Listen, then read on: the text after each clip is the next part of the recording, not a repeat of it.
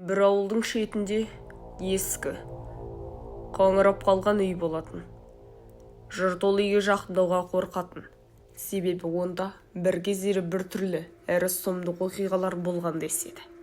Бірақ ауыл балаларына бұл оқиға әрдайым қызық көрінетін. Бір күні үш дос сол үйге баруға батылын жинап, баруға шешім тапты. Қорқатын түк жоқ, ол жай ғана үн ғой, деді Нұрсұлтан. Күн батып, қараңғылық үйіріліне бастағанда олар ескі үйге жетті. Есік сықырлап әрең ашылды.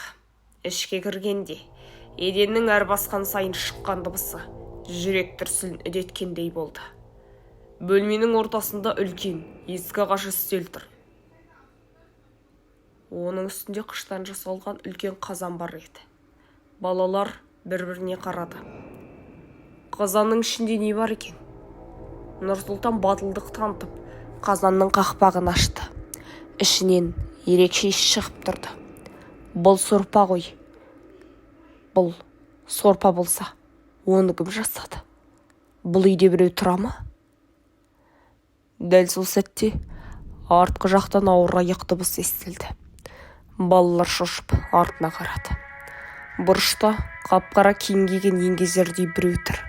Ол балаларға баяу, бірақ сенімді шақтарымен бірге жетіп келді. Бұл менің сорпам. Балалар есеңгіреп қалды. Алыстамаңдар, сендер жақсы еңгізерет болсыңдар, деді.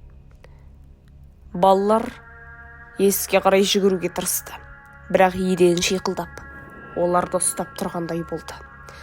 Алыстан әлдебір пышақтың жарқ еткенін көргенде жүректері тас төбесіне шықты. Мұнда тұра бермейміз, қашамыз, деп бар күшімен есікке жетіп, оны ашып жіберді. Үшеу үйден шығып, бар жылдамдықпен ауылға қарай жүгірді.